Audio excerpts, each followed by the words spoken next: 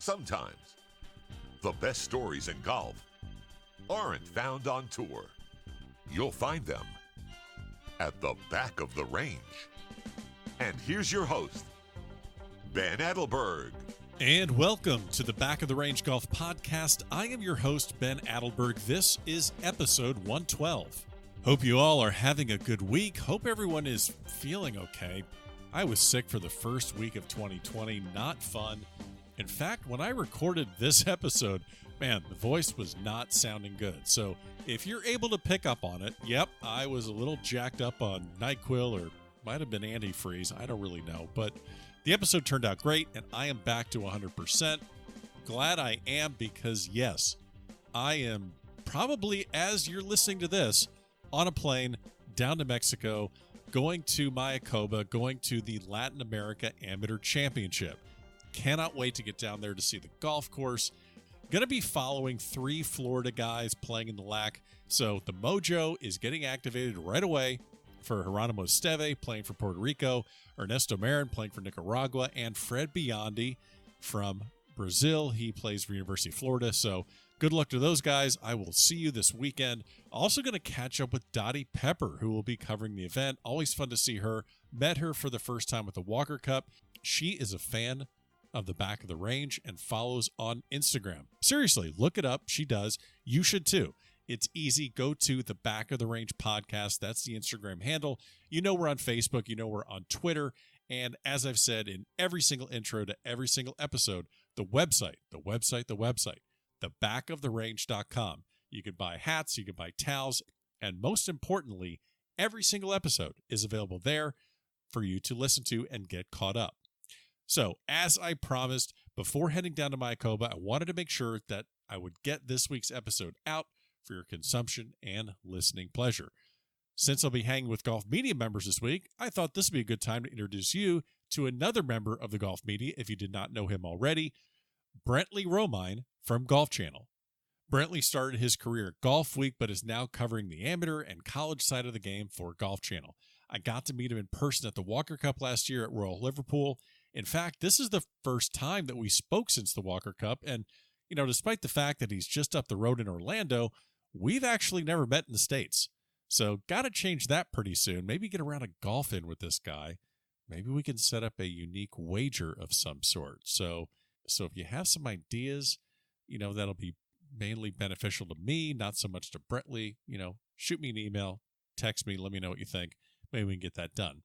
This was a fun episode, a little different format than usual because we were just kind of geeking out over college and amateur golf, talking about some NCAAs, talking about his experiences, players that he's covered.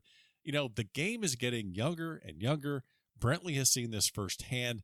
You know, he's been there in the early days of Maverick McNeely and Matthew Wolff and Victor Hovland and a lot of the guys at Oklahoma State, you know, Austin Eckroat, Stanford. I mean, he has been around. He spent time at many of the NCAA championships, U.S. juniors. He's covered a major. He's been to Ryder Cups. This is definitely a guy that has seen a bit in his time covering the game. Oh, and he's also a podcaster. Yes, he has crossed over to the dark side. Brentley teams up with Steve Burkowski, former guest here at the Back of the Range. They talk about the college game on their Golf Channel podcast, College Golf Talk. It's in Apple Podcasts. It's easy to find, but I will put a link in the show notes of this episode, so make sure you go support their podcast.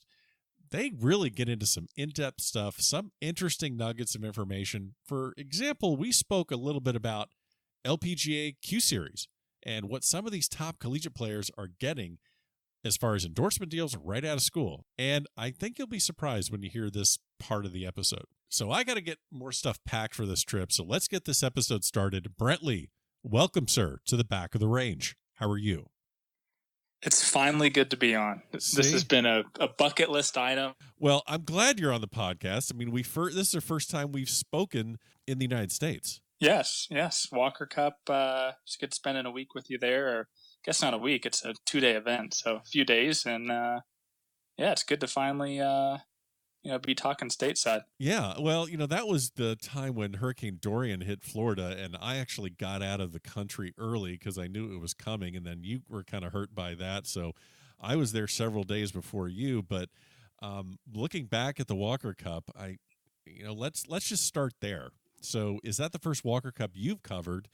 What's been your experience with the Walker Cup? So it was my second Walker Cup. The first one was the United States route in 2017 at LACC. So not a long history of covering Walker Cups for me, but hey, I'm 2-0, so that's good, right? Yeah, I mean, I'm 1-0, so I mean, I'm getting there. Yeah, I was very impressed with the event. Obviously, my first time covering an event of that scale, so I was kind of looking at it with kid in a candy store kind of thing, and just so I had a probably different look. And we're going to get into college golf, we're going to get into amateur golf. There's just so much we have to get to, but let's kind of start this episode off a little bit, make it a parallel to all the previous episodes. Get the listeners a little bit of an idea how you got into the game of golf, and then how you got into golf journalism. So explain your genesis with the game of golf. Okay, so I didn't grow up hitting balls on the range when I was like 8 years old. Okay. My parents weren't dropping me off at 7 a.m. and picking me up at 6. I didn't really even play until probably about high school. I played Tiger Woods on PlayStation. Okay. Growing up, but that was probably the only connection I really even had to golf until I got my internship at Golf Week when I was in college. But by then I had already decided that I wanted to do some sort of sports journalism. So that wasn't really, it's not like I kind of fell into that. But as far as golf, I worked part-time at the Orlando Sentinel for 4 years while I was in college. And one of my bosses there went over to be the managing editor of golfweek.com. So that's where the internship came from. And from there, it's just one of those things. You graduate, you get hired. I was lucky enough to get my first job at Golf Week right out of college. Spent 7.5 years there, and last December ended up at Golf Channel. So it's been, I've been very lucky.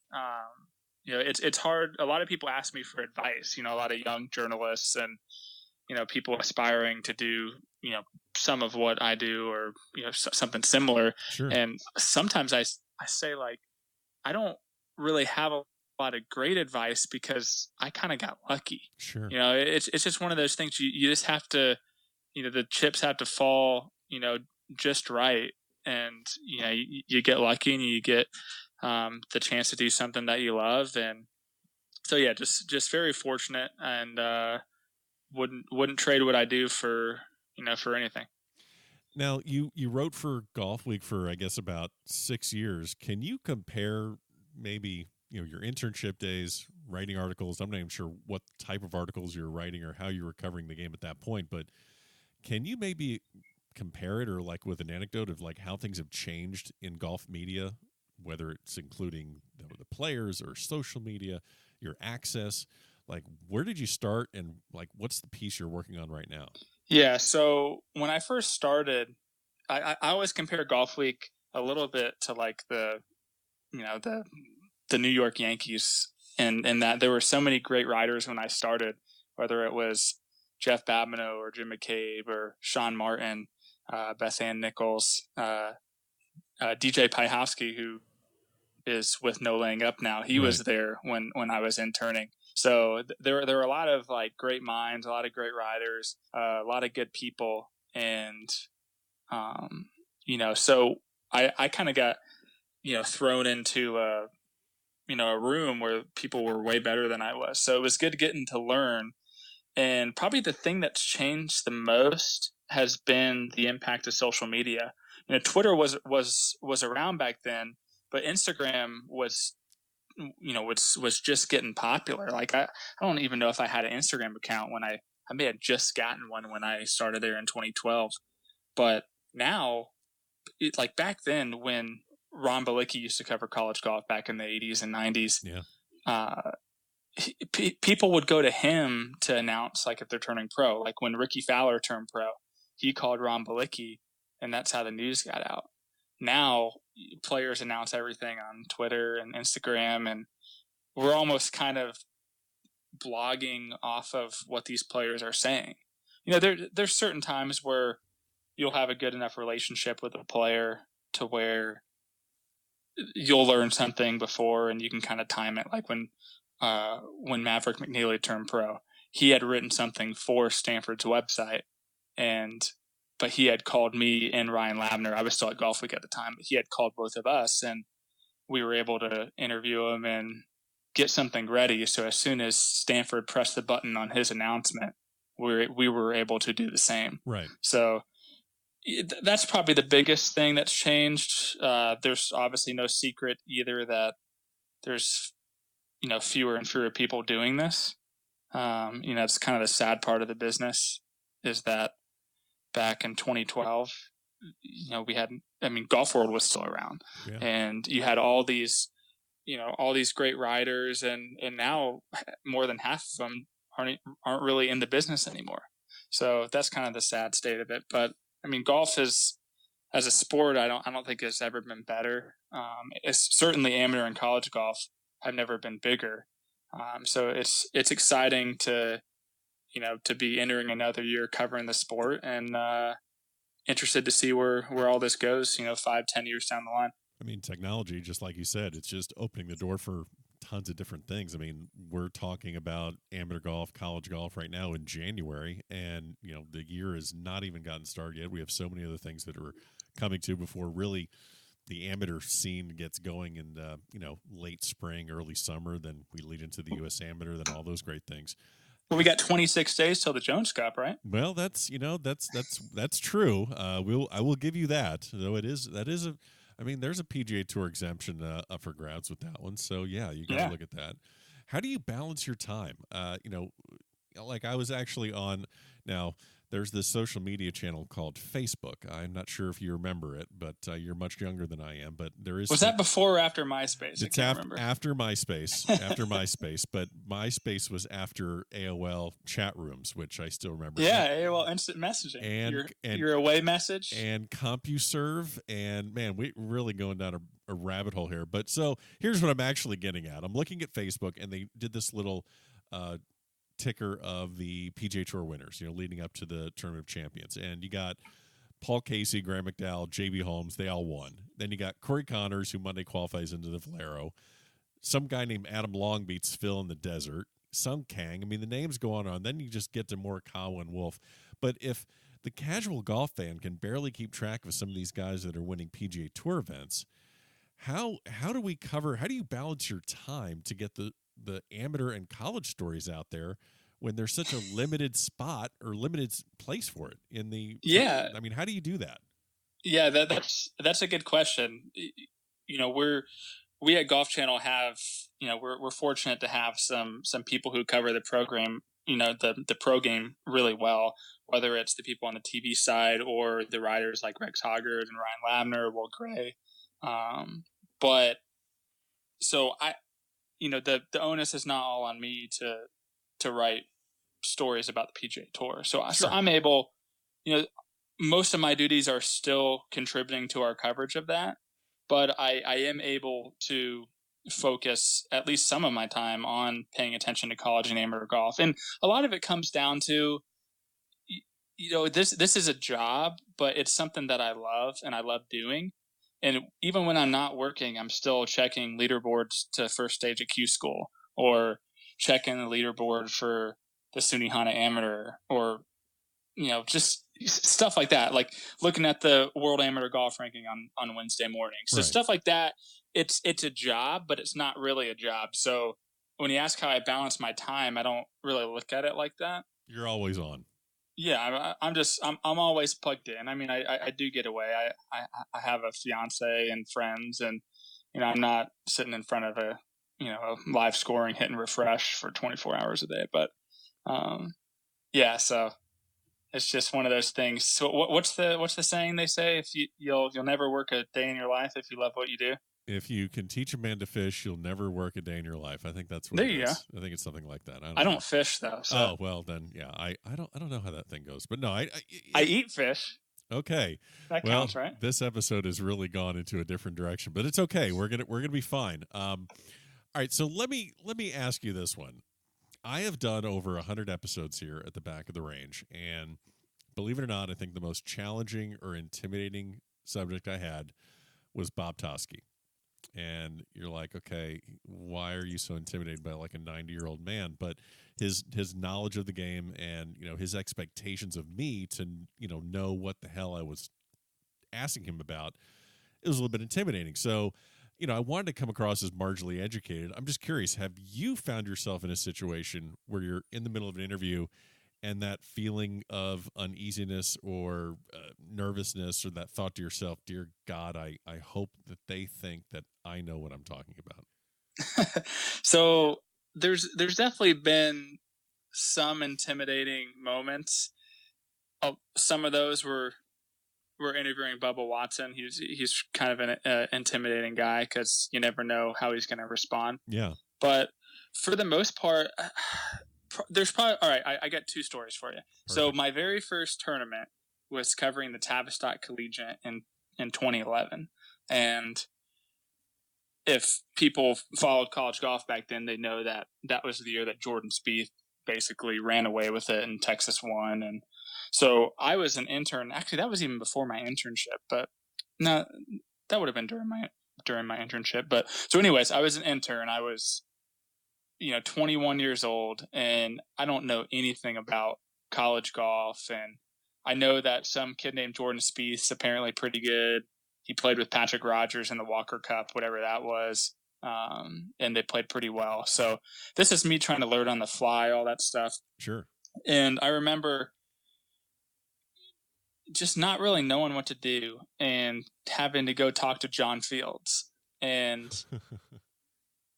head coach at the University of Texas. Yeah, so knowing John now, it's kind of funny that I would be intimidated by him. But back then, to me, I didn't know if a college golf coach was anything different than a head football coach. I didn't know if they were intense or anything like that. So I was just like super scared. And I just remember him he couldn't have been nicer. And he really kind of made me feel at ease and, kind of asked me my name, kind of some background, and just remember him being really nice. So that was kind of my first, kind of scary moment that was made better by the kindness of somebody else. And then probably about maybe 2 or 3 years later, I got to cover my first PGA Tour event with Golf Week, and it was the AT&T National in DC at Congressional. Right. And so Golf Week used to do this instruction series called For Your Game. I think they still do it, but basically, you find out how to hit wedges or hit irons or hit a cut or whatever. So I had to do some pre-questioning for Patrick Reed. So I had to go and kind of ask him about all this stuff about his wedge game and how he practices. That way they could plan the photo shoot so they weren't like wasting his time, because I guess you only get, they may have gotten an hour with him. So if you're trying to figure out what you're going to shoot there, you're basically wasting your time. So I was kind of tasked with going up and asking, hey, Patrick, what are 3 to 4 drills you do to improve your wedge game, and kind of have him explain it. And then I send that off to the photographer and who's ever writing it. And I remember the first round, Patrick ended up shooting like 77 or something like that. And I remember someone I worked with texting me and saying, good luck talking to him. There's no way he's going to talk to you. And so I'm like, oh, like crap. Like, this is great. Like, I'm going to go up to him. He's going to tell me to go eat sand, and I'm going to be embarrassed. So he goes into the scoring trailer, and Justine's his caddy still at the time. And I walk up to her and I kind of explain, and I kind of had an advantage back then because I was still like 24 years old. So I was just kind of like this, like scared, like little kid, like trying to they'll take pity cover it. They'll take pity on you. Yeah. So it's not like I was some, intimidating, like old, like, curmudgeon guy or something. So anyway, I asked Justine. We'll get to Peter Kessler later. Okay. I didn't say that. Right. But so anyway, so I kind of explained to her, like, I got to ask these questions for your game that we're doing. And I remember her being super nice about it. She's like, "Oh yeah, that's fine." And Patrick came out, and he was cordial. Like, I probably talked to him for 20 minutes, and it was one of those things that now looking back on it, it's kind of crazy to tell that story now after everything that's happened. And I still tell people about that story because it was one of those things where when I thought there was no chance that Patrick Reed was going to do this, and he actually did, and he couldn't have been nicer. Now, after I left, he could have said like, "Great, that was a waste of time," but sure. But I mean, he did it, and that I gained a lot of respect, for him for that. And obviously, stuff that's happened recently, is kind of jades that a little bit, or kind of overshadows that. But I still always remember that moment when he took the time to do something nice. Yeah, well, it's funny that you bring up Patrick Reed, and we will seamlessly segue into just all that stuff. I just want to, I mean, it's been talked about ad nauseum, but I guess the thing that I'm curious about is, there's a little bit of a dust up between Barstool and the quote unquote old school golf media, where Reed's caddy got into an altercation with a fan, and then it was reported back through Barstool. But then I guess Bob Herrig and Michael Collins on ESPN reported it, but they didn't give credit to Barstool. And just really, it seemed pretty, I don't know, the whole thing seemed kind of foolish to me, because I was thinking to the point, like, first of all, who cares? It's not on the golf course. It's just a caddy doing whatever. It's going to come out. He's going to release a statement anyway. And do we really need to get the inside scoop on a caddy's statement about an altercation? That was just my feeling on it. But I guess what I'm getting at is, how does social media and how does the instantaneous communication, how does that affect how you do your job now as opposed to when you started? Like, do you keep that in mind? Are you trying to get the scoop as much because it's kind of going to come out anyway? Yeah, it's one of those things where Twitter and social media puts a shot clock on some of that too. Yeah. Before, back in the day, if you found out, so if something like that happened, people aren't finding out about it really until unless it's on TV. They may never find out about it. Actually. Yeah, well, they might not find out about it, but if it does come out, at Royal Melbourne, people back in the States aren't really going to hear about it until the next morning in the newspaper. Right. Now there's a shot clock on everything. It's whoever can get something out, the quickest. And so you have to keep that in mind, is that you're almost like racing other outlets to try to break news or to try to get, the story. And it kind of makes people like a little bit competitive and kind of cutthroat and like territorial. And so, that while as embarrassing as that whole dust up between new school and old school media is, it's not really surprising because, Barstool got the quote from Kessler. Yeah. And, there's a kind of a pride in that, and it's deserved because, they were able to make that connection and got that. And now everyone, we're expected to credit them. At the same time, and I don't really know what all or the details for anything about that, but from the outside looking in, it seems as if Barstool got the statement. Kessler obviously has a good relationship with Michael Collins. I mean, he was staying with him or hanging out with him at Hero the week before. So my theory is Kessler also sent that same statement to Michael Collins. Sure. Where then, it's ESPN's statement as well. I mean, maybe they should have said first reported by Barstool.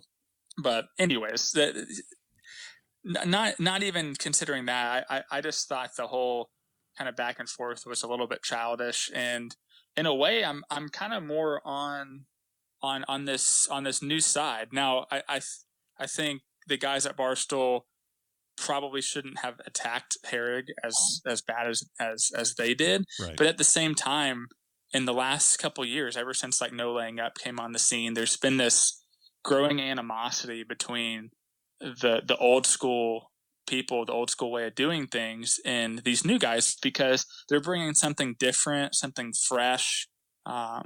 This golf journalism isn't just,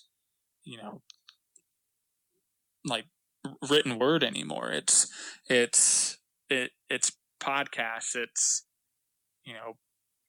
going out and playing golf and having fun and like filming yourself doing it. It's hanging out with players. Like it's, telling stories in different ways. So I think the old school, and, I kind of came from that background too, is like old school's used to their way of doing things and they kind of feel threatened a little bit by Barstool, by No Laying Up. But I think everyone has a place. And they just bring something different. If they want to, if the PGA Tour gives them credentials and they want to, fist bump Tiger Woods inside the ropes and Tiger Woods comes up and fist bumps them, like, so what? Like, is that really like that bad of a thing? I mean, they're not claiming to be journalists anyways. They're just, the most important thing is just bringing more people to the game. Yeah. And Barstool has a huge following, and No Laying Up has brought, hundreds and thousands of people, into the golf world who may have never picked up a club in their life or watched a tournament in their life.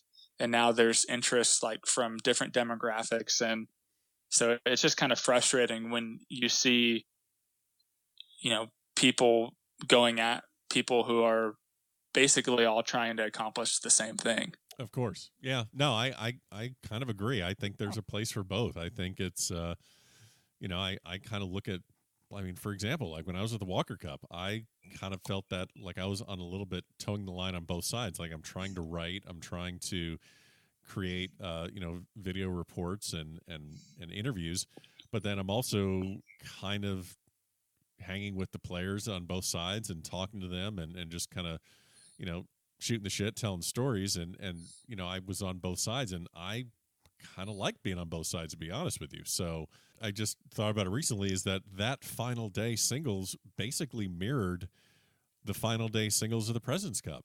Yeah. They went 8-2, and I think the U.S. President's Cup team went something similar to that. So, you've been surrounded by the best and brightest, amateurs for several years, longer than I have, but, we were around the best U.S. players and the best GB&I players. How often do you actually come across a player at that level that gives you an immediate feeling of, oh yeah, he's going to be a thing on the next level, or she's going to be on the LPGA Tour pretty quickly? How often do you see that? And it's okay. And it's okay to be wrong about it. I guess I'm just asking, how many times do you kind of really pick that apart in the amateur level? Yeah, I've definitely been wrong about it plenty of times. Probably more often than I've been right. But I would say there's at least maybe 2 to 3 players, maybe even 1 to 2, and obviously it fluctuates. Like the class of 2011 was obviously really good. Sure. This most recent class of guys turning pro with Wolf Morikawa and Hovland, they're obviously really good. But there's always maybe 2 to 3 kids in each graduate class who, you just kind of know that as long as they don't get hurt, as long as everything else in their life, kind of goes according to plan and gives them the opportunity to play golf and not have to worry about much else. You know that these guys are going to be good. Like being around Matt Wolff when he was playing junior events and playing Sage Valley and tournaments like that, you knew that he was going to be really good.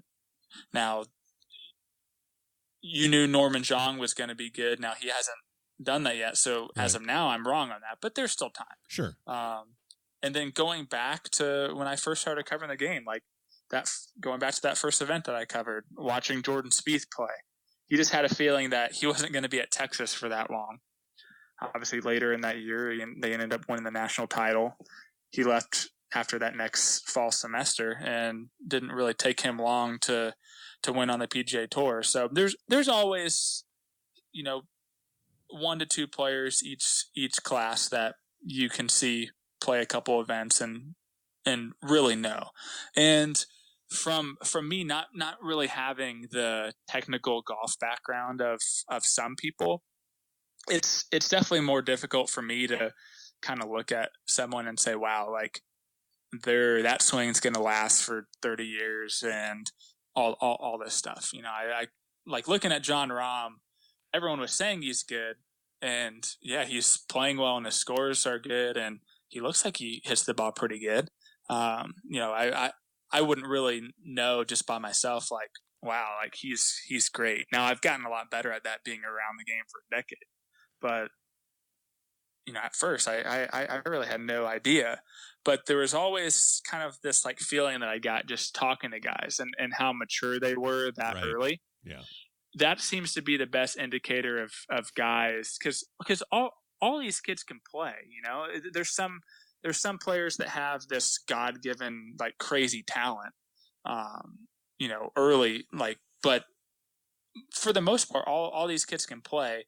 And the ones that have kind of made an impact on me through the way they've done interviews and the way they've interacted with not only me, but like their peers, you just kind of know, like the first time that I met Maverick McNeely was in the parking lot at not Martyrs Camp, at Golf Club of New Hampshire, the 2012 U.S. Junior, and he made it to the quarterfinals. And up to that point, no one really knew who this kid was because he didn't play national HHGA events.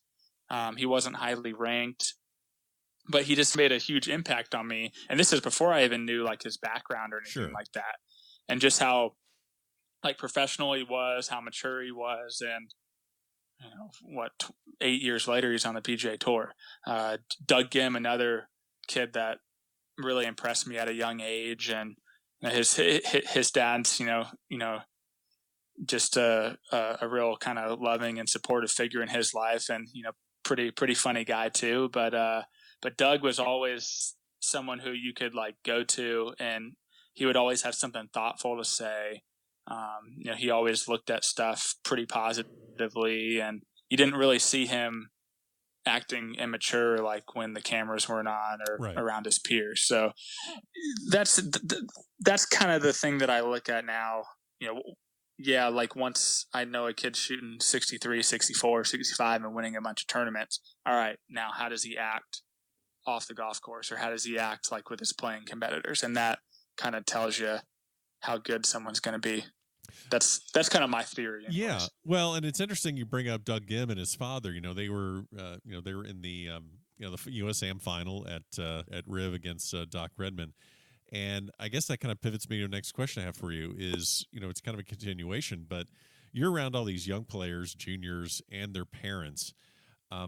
What are maybe some of the things that you've seen as far as, the state of junior golf, or maybe the culture around it, that, because a lot of the listeners of the podcast are parents, and they have kids that are playing junior golf. They're not sure which direction to take them in, whether they should, get an instructor early, should they quit playing other sports, and how do they make themselves viable to get a college scholarship?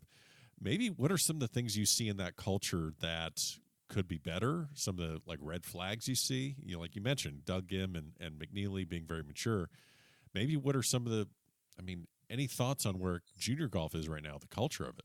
You probably hear a lot of horror stories too, and and when I first started, and even now, like you hear about parents getting in fights and parents being like super controlling and all this stuff. But, I haven't really witnessed any of that. There's been some parents that have kind of, rubbed me the wrong way, or, you've kind of seen some interactions with kids and their parents that, weren't very pleasing to witness. But for the most part, the parents, couldn't, the parents that I've dealt with as a whole, they've been awesome. And, I guess advice to parents who have kids, maybe just getting into high school and starting to really get serious about golf is kind of, and I don't have kids yet, so it's kind of hard for me at 29 years old to give advice to people who have kids. But from what I've heard and seeing and talking to the parents who have been through all that and have done it well, and their kids have have gone on to have success. Kind of the keys are just to, be supportive, but be supportive through the, the tough times. Don't get mad at your kid because you spent all this money to travel to this tournament and they go and shoot 81, 83. Right. Obviously if they're shooting 81, 83 for 15 tournaments in a row, maybe it's time to focus on another sport. But there you go. But yeah, I mean, just be supportive, and for the most part, all these top players, their parents are, and sadly, some of the ones over the years where their parents may have been too involved or not involved enough, they've kind of suffered as they've turned pro and gotten out on their own. So. Well, It's just and it always just kind of comes down to how the kid is. If he's a independent kid, maybe you just roll the balls out there and let him play. But if he values family and spending time with family, I mean, a good example of a kid who family means a lot to is Brad Dalkey. Yeah, Brad Dalkey. I mean, he has a great family. And his mom and his dad, for the most part, went in and watched him play, pretty much every event. Now, when he got to college, they kind of, taper that down and, watch some local events. Obviously went to NCAAs when they won that. But, his brothers would come and his sisters would come and watch him and they'd caddy for him. And it was just a good support system. And that was one of the families that really did it right. Now Brad hasn't gone on to have success yet as a pro, but he obviously was runner-up at the USAM at Oakland Hills in 2016 and got to play in the Masters and has really accomplished a lot in his golf career. So, that's just, one of the families that I've come across where they've really, impressed me by the way they've gone about being golf parents. Yeah. We're talking about Dalkey. We're talking about all these college kids and it's so baffling to me as far as like how much younger the game is getting. Of course the three, I guess the Mount Rushmore of young stars right now it's going to be wiped away and changed obviously as years go by. But Wolf, Morikawa, and Hovland, and then you see Akshay Bhatia turning pro without going to college. We're probably going to see a lot more of that on the women's side. Girls just going straight to playing professionally. There's that whole conversation of the LPGA Q Series that you got into with Steve Burkowski on your podcast, College Golf Talk. The game is getting so much younger. I mean, I can't even believe that it's been 5 years since Cole Hammer played in the U.S. Open at Chambers Bay. I mean, or 8 years since Bo Hostler played in the U.S. Open at Olympic. Yeah, there you go. So, I mean, this makes it your job of covering college golf for Golf Channel, I would imagine, a lot more exciting because, like, for example, like, what are we more likely to see in 2020? A major champion under the age of 24 or a major champion over the age of 38? I would probably say over 38 because I'd put money on Tiger winning the Masters again. But well, that's true. I mean, but I guess what I'm getting at is, I mean, if you just take those numbers and look at them, and it's just it gives you pause where 10, 15 years ago it doesn't. Yeah, exactly. And what you said under the age of 24, so yeah. I guess Rahm would be out because he's 25 now. I mean, you can go 25, you can go 26. I mean, it really doesn't matter. But I mean, you're looking at it where these just young guys are coming up there, and you're looking at college. You're going to be at the NCAAs, you're going to be at the U.S. Amateur, you're going to be covering these guys, and just to think that in a year or two after that, there they are and winning tournaments. Yeah, it's kind of crazy, right? Because just a few years ago, I was at Sage Valley and. Playing. I think they've since kind of revamped their kind of lighted dormy course into like a par 3. But back a few years ago, it was 2 par 4s and a par 3, and they're lit up. And when the players play that event, they all stay in the cottages and they kind of venture out there and they're playing till 10:30, 11 p.m. at night. And one of the nights, just kind of getting done riding and walking out to my car and walking past some some of the players hitting shots in the par three. So I would kind of walk over there and, I'm not very good. I'm okay now, but back then I was pretty terrible. And I remember betting Matt Wolf $5 that I could hit the green. So I take a club and I just skull the crap out of this ball. And it almost gets on the green, but it was just a terrible shot. So the next night, same thing.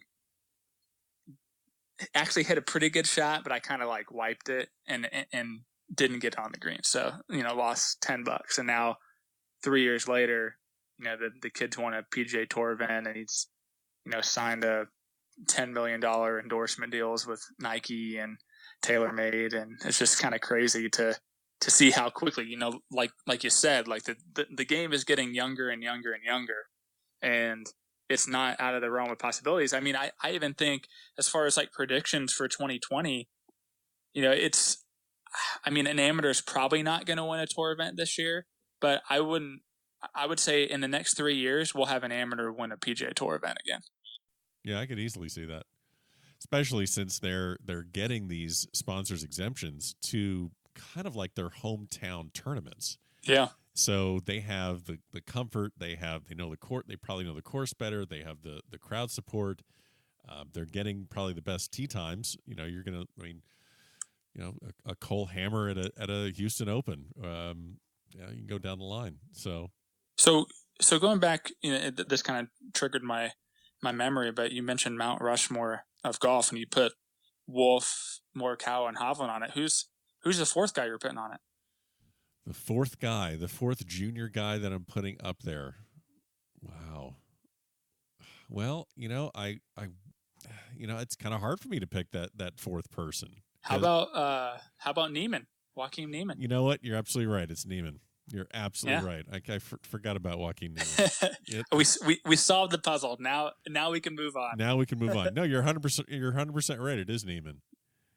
So, explain this one to me. Neiman does not go to college.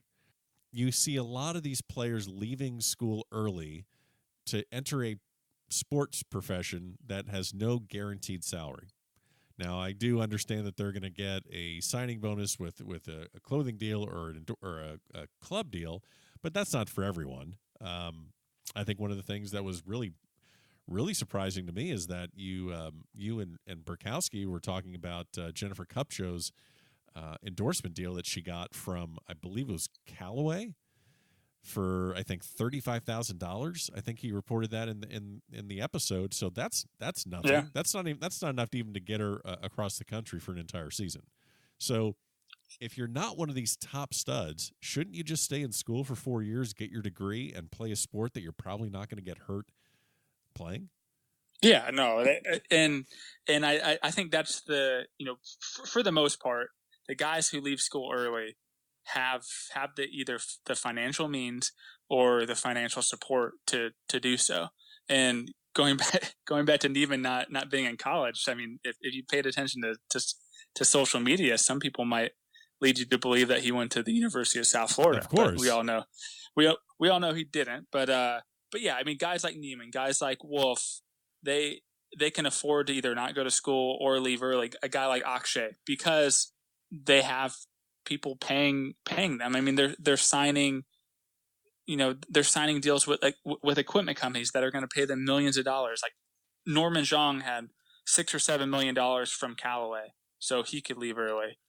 If you don't have that, I think it'd be dumb to leave. And some people might argue, well, what if you have status on a tour? And for the most part, if you're good enough to have status or a place to play, you're going to have some sort of endorsement deal. But status means less and less, I think, until you actually get full-time status. I mean, Thornberry and Curtis Thompson won the Webb Q School this year. Mm-hmm.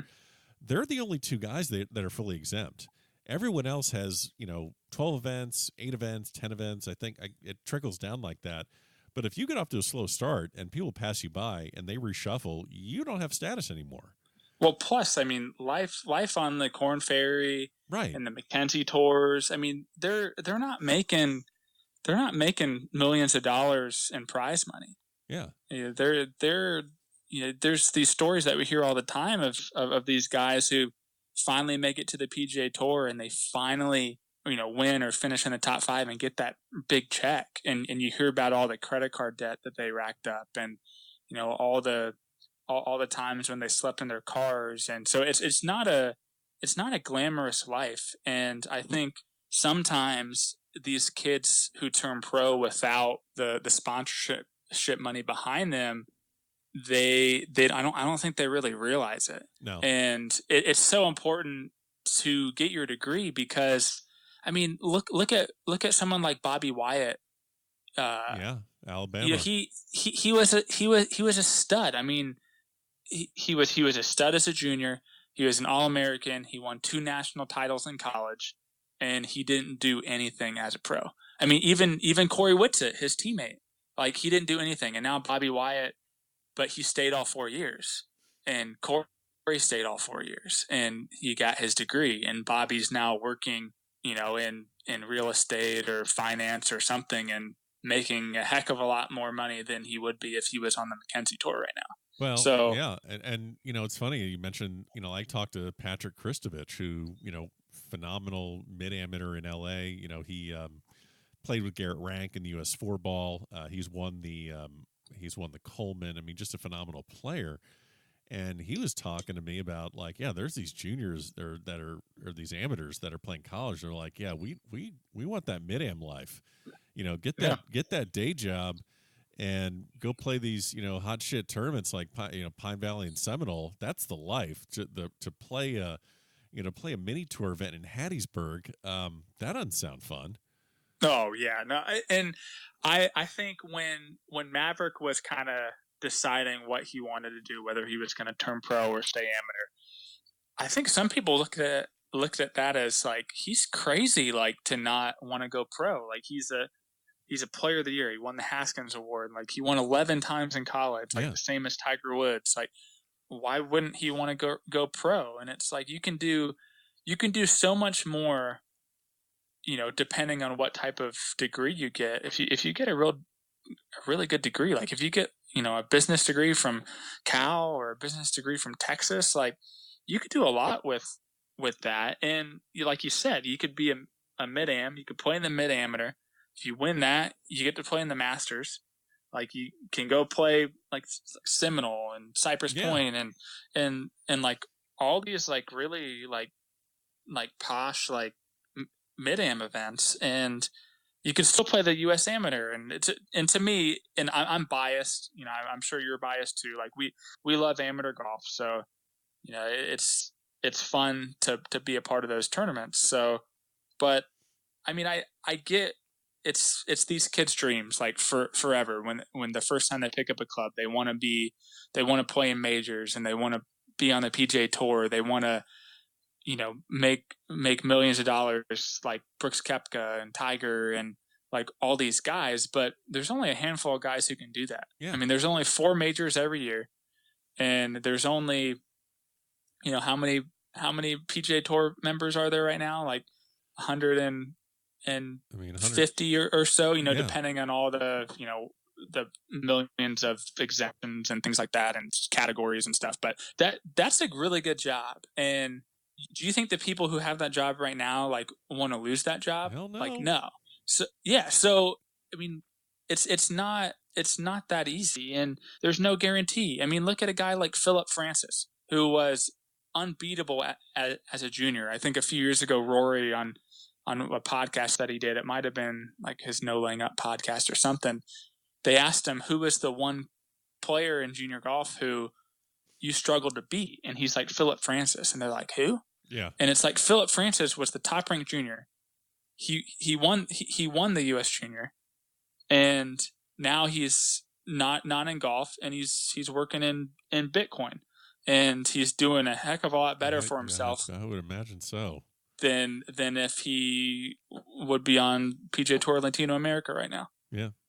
So there's no guarantees, and going back to the 1 or 2 guys every year who are going to be sure things. Sometimes those sure things, like Jim Liu.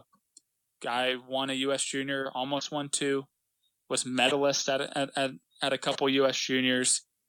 went to Stanford, was the top ranked recruit, and he's working at Bank of America now because he decided that he didn't want to chase professional golf anymore. And that was I talked to him a couple years ago, and he had just started to get back into playing some amateur events. He played a couple. I think he may have played like the South Beach and what's the other one down in South Florida during the winter. Yeah, and he played the Dixie. He didn't play very well, but it was like one of those things like golf and amateur golf will always be there if you want to come back to it. But he made such a great decision just getting his degree from Stanford, and he's doing a heck of a lot better for himself than if he would have tried to chase a dream that might never come, you know? Yeah, well, I mean, when I talked to Brandon and Isaiah, Brandon Wood and Isaiah Salinda from Stanford, they were like, why would we pick Stanford if we weren't going to stay 4 years? You know what a Stanford degree is? And I was like, yeah, you're 100% right. So they never thought about possibly leaving early, but we've meandered around the subject. But I mean, talking about college golf, the national championships are at Grayhawk in Arizona this year. And for these college coaches to deal with these kids leaving early, do you try and get the very best junior prospects and risk having them leave after 2 seasons and just kind of double down and hope you get your victory then? Or do you maybe go after players that aren't high up on the recruiting list and then build them into something so that they peak as juniors and seniors? Or are they even thinking that way? In a way, it's not quite as severe as college basketball, right, where we have Kentucky and Duke basically reloading their entire roster every year. Right. Now, I will say I think it pays off to go after kind of these maybe not one and doneers. I think in college golf it's more of like a 2 and done. Right. Like Stanford's going to have Stanford with Phillips and Baber Frankel and Thorbjornsen. They're going to be incredible. Yeah, Jake will probably definitely stay 4 years. I think Michael will as well. I think, I wouldn't maybe put a lot of money on Carl staying all 4 years, but I mean, so the 2 and done thing in college golf, it's worked a lot more than I think the 1 and done thing in college basketball has. I mean, you look at the last, maybe obviously not last year with Stanford, but before that, Oklahoma State going after Wolf, who only stayed 2 years. Hovland, they got 3 out of him, but he didn't stay all 4. They got lucky with Hovland. I mean, how that whole recruiting thing happened. So yeah, so and there's rarely guys that leave that early. Alabama, with Justin Thomas staying 2 years, they got a national championship and a national runner-up out of it. Texas got Jordan Spieth's 1 full year in college. They get a national title out of that. But then at the same time, a team like Oklahoma, who won with 3 players who ended up playing all 4 years and making match play all 4 years, and a team like Stanford, who had 2 stud seniors on their team, and they had another guy in Maverick who's a player of the year who stayed all 4 years. So it's kind of the same in every sport. Like, it kind of works. It just depends on what players you get. But I mean, I don't think there's gonna be. Well, I mean, I kind of say that now, and watch, a kid went to the USAM and someone throws $10 million at him and he leaves. But even looking at this year's class, I mean, there's not really anybody that I see that's not a senior going early. And I think Cole Hammer comes back. I think the Cooties come back. The only one who may leave is Ekro. And Ekro's a senior. No, he's a Isn't he? He's a junior, right? Yeah, so he's probably the only guy who I think, and because this year's class is, at least right now, on the surface, not as good as last year's, which it would be impossible for any class to be, because Wolf and Morikawa have won tour events and Hovland's already on tour. And I think at the same time, someone's going to throw money at one of these underclassmen. I think Augustine's obviously going to get a lot, because people are going to be so pressured into, we got to find the next Wolf, we got to find the next Morikawa, the next Hovland. And so what's going to happen is someone's going to get Augustine, and then the next person who misses out on him is going to be like, all right, so who's the next guy? Kevin Yu from Arizona State. All right. Oh wait, someone's already got him. All right. Who can we get to leave early? Like, oh, Austin Ekro. He's pretty good. So, I think there's going to be some decision making on that part. But again, I mean, I'm saying this purely as, from the outside looking in, not involved Right. or in the know in anything about stuff like this. But yeah, I mean, it's one of those things where as we talk about the tour getting younger and younger and younger, there's going to be this constant pressure for these freshmen and sophomores to turn pro, because again, people are looking for the next big thing. So, and that's what makes something like Cole Hammer's process and the way his parents are handling all this. And that, I mean, yeah, Cole has definitely thought about it, and he'll, in the next year, he'll probably inquire and make preparations and kind of test the waters or look at all his options. But at this point, people are talking about him. Oh, he's going to go pro this summer. Like at the Houston Open, he said this. He's like, I haven't even thought about that. I mean, I'm a sophomore in college, and this is my first PGA Tour event since I played the U.S. Open when I was 15. Right. So, well, it's just like we're trying to rush these kids into like all this stuff, and we just don't like stop and we're trying to find the next big thing, and we don't just stop to kind of slow down and be like, let's just enjoy. Enjoy college golf. I mean, I'm very excited to be at the NCAAs. I'm excited to be at the U.S. Amateur, and let's enjoy these players and see what they do on these stages. And yeah, I mean, you were in the press room when after the U.S. team won at the Walker Cup, and I think it was Hammer and John Pock that were the two that were definitely young enough, or they were the ones that basically said, yeah, there's no way we're going to pass up playing a Walker Cup in the United States in a year and a half if we have the chance to. So yeah, those two guys would be phenomenal. All right, so NCAAs, I want to talk about this. So you've covered this. You've covered the USAM. Actually, I want to talk about the USAM first. So the USAM is at Bandon Dunes this year in 2020.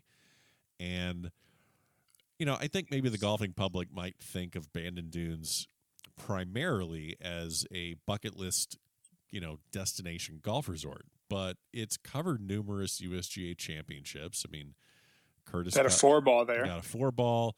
It's actually the first time the USGA did a men's and women's event at the same location was the 2011 Pub Links.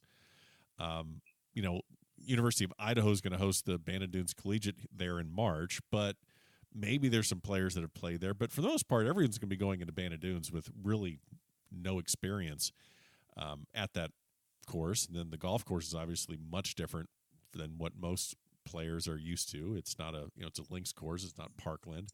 I'm just curious, how do you cover an event like that when the players themselves, it's probably hard to pick a favorite. How do you ramp up for something like that? Well, I mean, first it's going to be hard to find a place to stay there, right? Well, I'm staying at your place. You got the Golf Channel mansion on the seventh fairway, right? I'm buying a tent in Bend and driving it down. You're gonna rough it. I'll stay on the third hole at Pac Dunes. Okay, all right, perfect. I'm more of a Hampton Inn kind of guy, so I will. It'll probably be kind of cold there, though. I'm looking at the normal July or in August. I'm looking at June, July, and August, and obviously the U.S. Amateur is playing in August. But the summer, it doesn't get above 68, and the lows are in the 40s. Right. So now we're bringing weather into it. So does that mean we look at any of these studs from like Arizona State, Florida, Texas, Oklahoma? Do we just say, okay, do they have a shot? What do you like? How do you prepare to even cover something like that? I don't really. It's such a large field. It's hard to predict. Of course. And I love doing predictions, but I'm always wrong.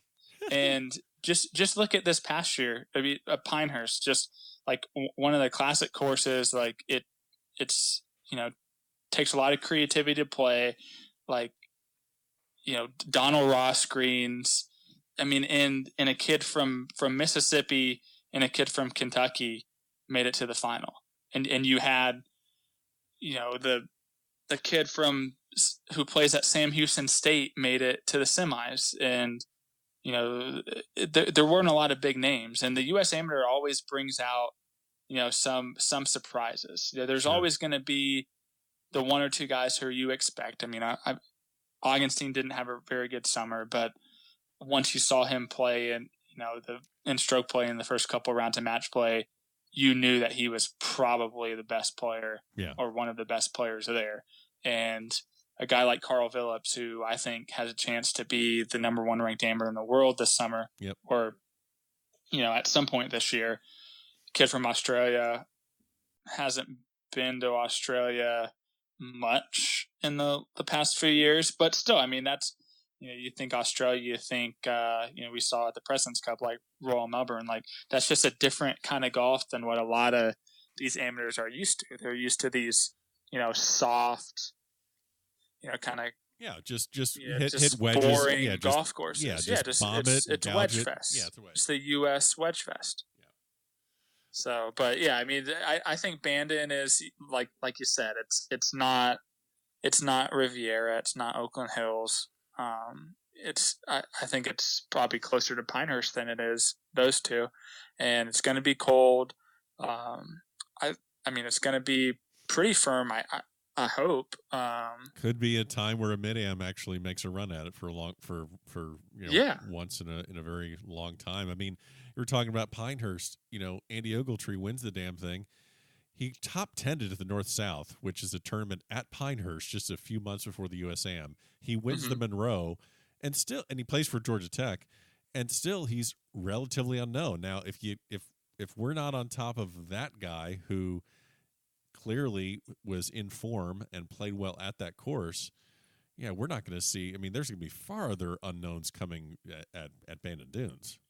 Yeah, so I don't know if you've played Bandon before. I've actually never been out there. It will be my first trip out there, first time playing out there, and I think we should come to some sort of a match between you and I, and we'll negotiate strokes and all that. You'll have to give me. You'll probably have to bring a couple buckets of strokes for me. Okay, we could do that.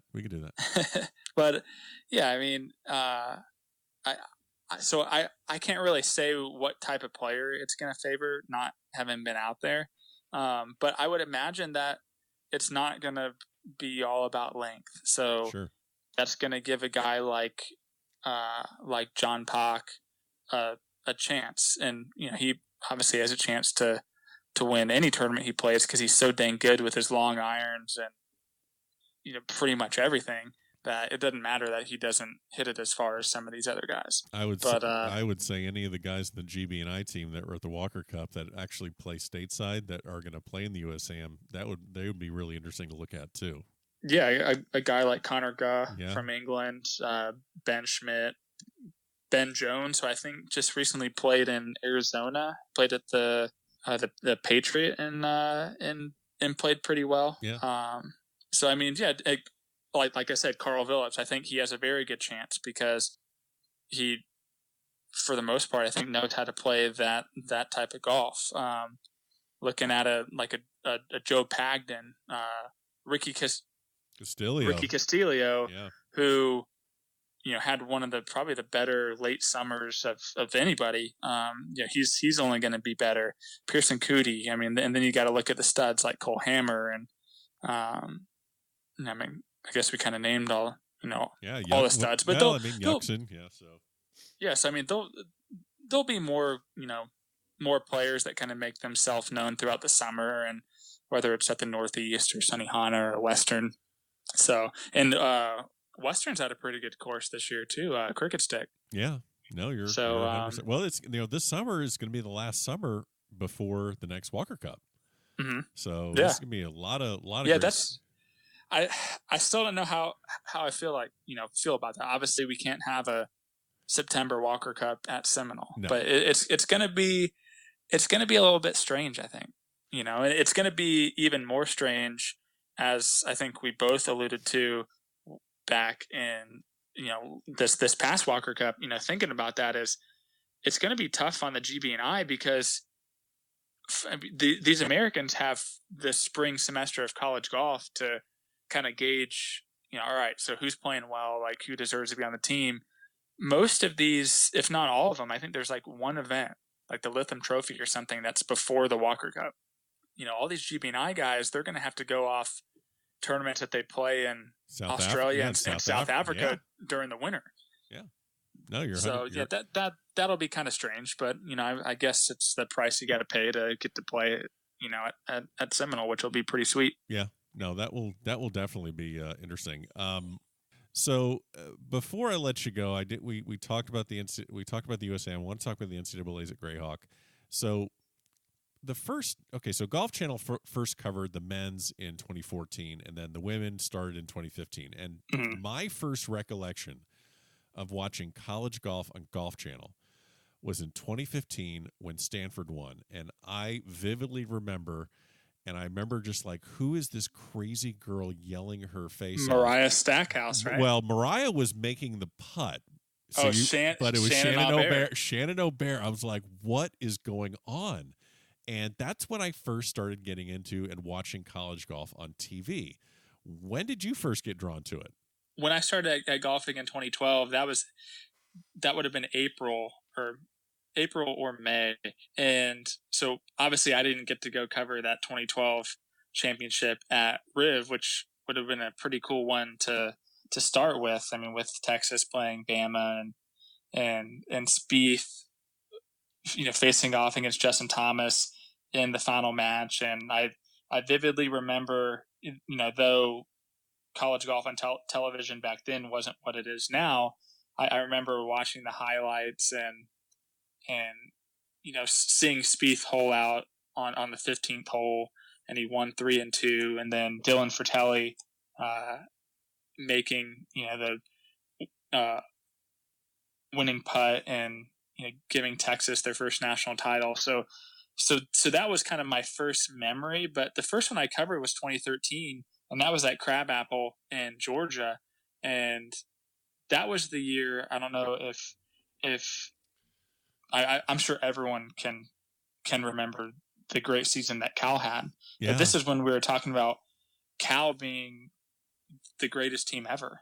Yeah. And just, I'm not even talking about of like the decade of like all time, like every decade. And they ended up winning, I believe it was 12 times, because that included the stroke play portion of NCAA's.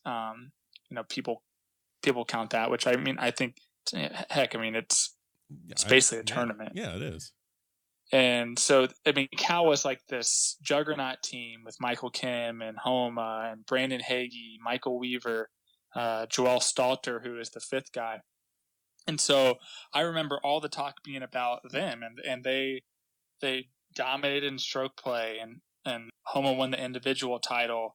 But the thing I think I remember most, there's 2 things. One was there was this freshman from Arizona State named John Rahm, who was just crazy good. I think he shot 63 in the first round or one of the early rounds, and he also had a slow play penalty too. He was part of a group that had a slow play penalty. So I remember that for some reason. I remember that was this was the first time that I had actually seen John Rahm play, and he was just like crazy good. I talk about how I can look at John Rahm and not really know like, oh, that's a good swing or not, but like you just knew because everyone was talking about him, and you finally see it and you're like, whoa. It's kind of like going to see a movie that everyone's talking about and it like lives up to expectations. Right. And so that's one of the things. The second thing is Alabama obviously won that year. Justin Thomas, after the season before where he loses in the national championship, wins the Haskins Award that year, wins the Phil Mickelson Award as Freshman of the Year. He decides to come back and ends up winning a national title.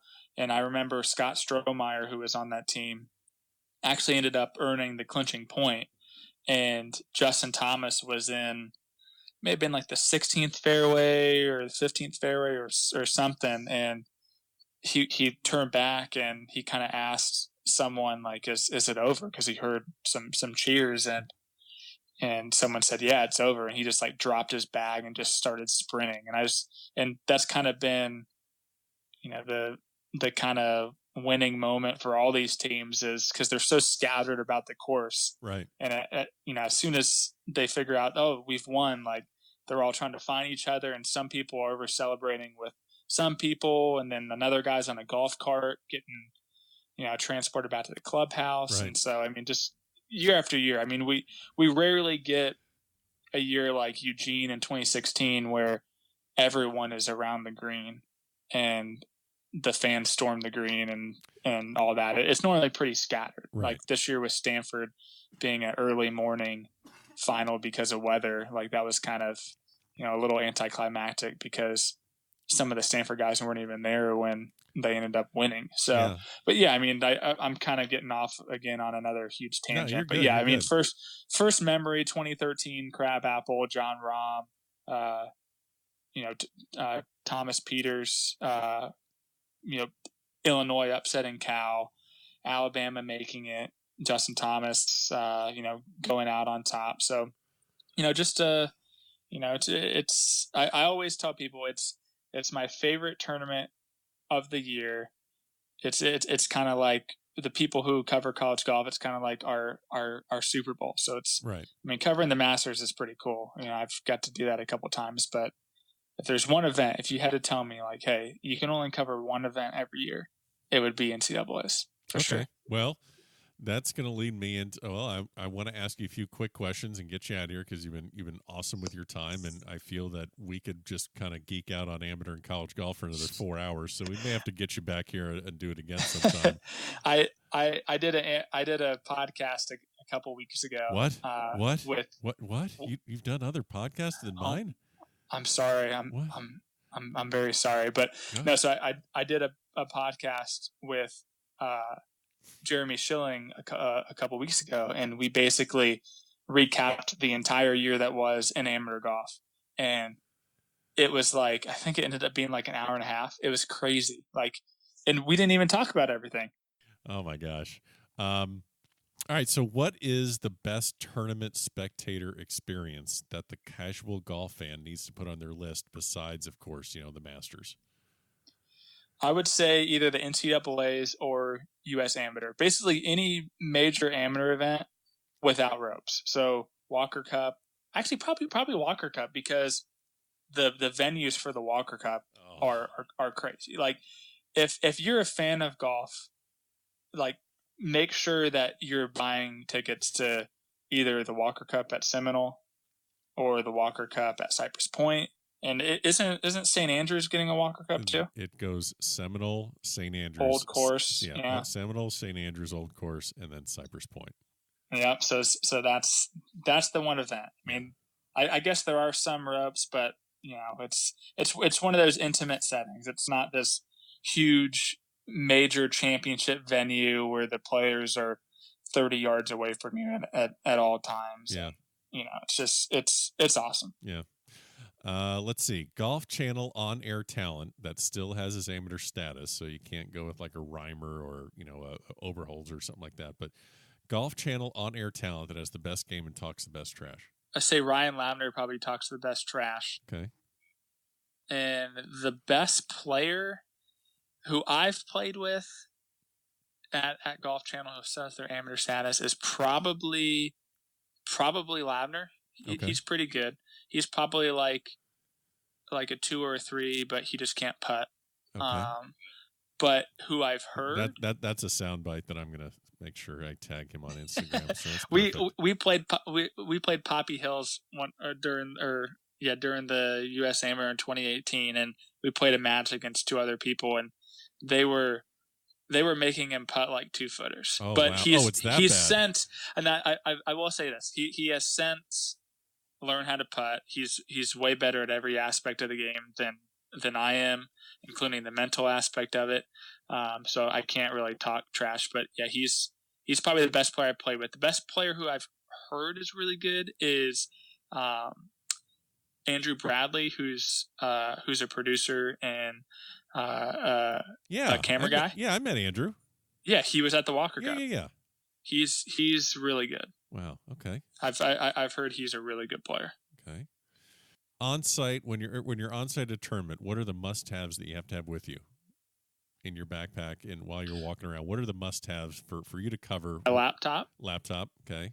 Yeah, that's always my biggest fear is covering.